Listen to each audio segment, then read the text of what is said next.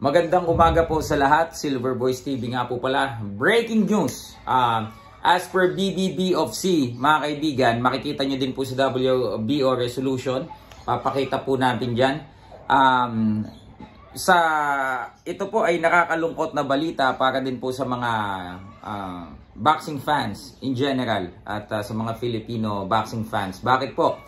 Ang BBB of C po ay inalis na sa darating pong laban ngayong Friday UK time ang WBO World Bantamweight Champion na si John Riel Casimero dahil po sa kanila pong paggamit ng SONA na makikita po nyo dito na mahigpit pong ipinagbabawal ng BBB of C.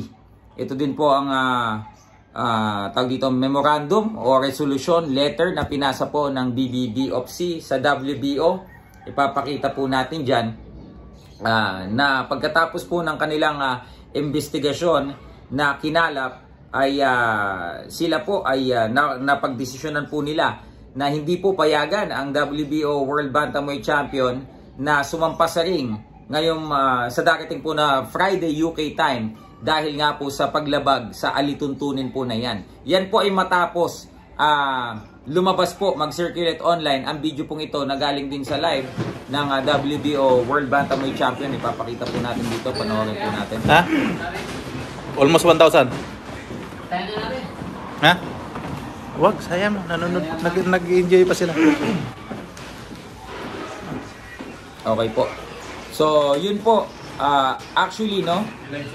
Ang WBO champion na veterano sa larangan ng boxing ay sinasabi niya na dun sa nagvi-video na itigil na natin itong video.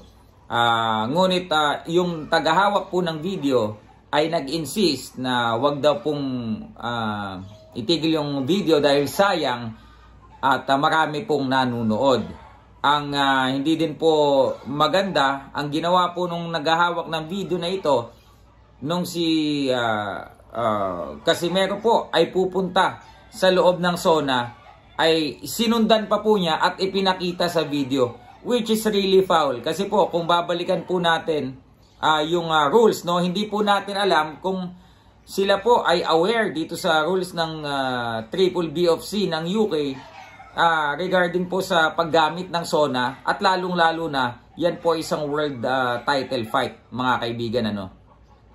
So, ito po yung mga dokumento available po online. Tingnan nyo po sa WBO site, at yung link po ay ipipaste din po namin para sa mga gustong makakita.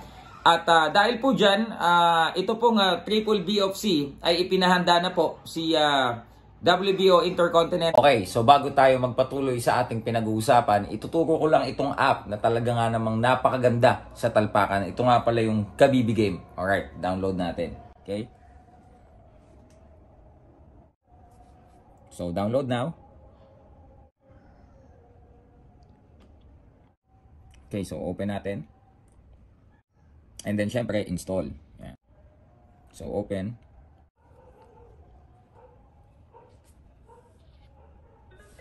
Alright. So, kapag bago ka pa lang, wala ka pang account, no? Phone register ka lang muna. So, i-enter mo lang phone number mo. Create ka ng password.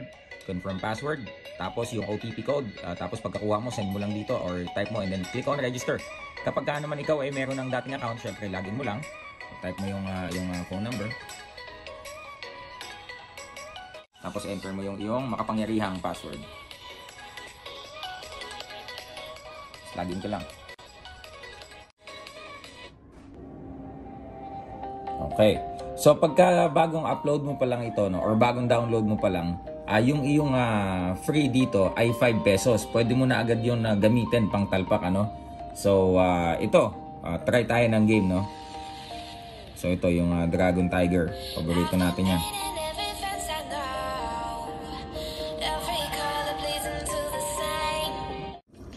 Okay, so ito, napakadali lang nito. Dragon Tiger, pataasan lamang to, no? Okay. Alright, so panalo yung Jack. So, ganun lang kadali, mga idol, no? So, kung ikaw ay meron ka na, let's say, sapat na pera, tapos gusto mo nang mag-withdraw ng kita mo. So, ito, yan. Yung withdraw, icon na yan. Click mo lang yan. Okay? So yung total na pera mo, laman nakalagay yan dyan. Enter mo lang yung withdraw amount na gusto mo, between 300 to 10,000 pesos. Tapos enter mo lang yung GCash number mo dyan. Then click withdraw. So yun, download na ng Kabibi Game. Yung link nito ay ilalagay ko po sa description at ipipin ko po sa comment section. Okay? Download na ng Kabibi Game. Peace. At dahil po dyan, ito pong Triple B of C ay ipinahanda na po si WBO Intercontinental Bantamweight Champion Jonas Sultan para mag-replace dito po kay WBO World Champion General Casimero. Ngayon naman po itong WBO ay naglabas din po ng isang resolusyon na naghihingi ng paliwanag sa kampo ng champion kung bakit hindi po siya dapat matanggalan ng belt at binigyan po siya ng 48 hours estimated time frame to submit his explanation kung bakit niya po ginawa yon. Dahil, ayan, nasasaad din po dyan, you can read it, na sinasabi po ng WBO na naayon po sa kanilang huling mandato o yung tag dito, huling memo nila dito sa WBO World Champion na regardless of the reason, ay matatanggalan po siya ng kanyang world title belt. Sa isang banda po, somehow nakakalungkot din ito, sapagkat yung kampiyon, makikita nyo sa video na gusto na talaga niyang itigil yung video. Marahil nakalusot sila dito kung hindi sila nag-video, but because medyo siguro kulang sa karanasan ang ilan sa kanyang mga kasamahan, they decided to have it videotape, mga kaibigan, lalo na yung pagpasok dito sa zona na may higpit ipinagbabawal po ng Triple B of C. Bagaman po sila ay may 48 hours para ipaliwanag kung bakit hindi po sila dapat tanggalan ng titulo. Nasa sa kanila na po yan kung paano nila ipapaliwanag.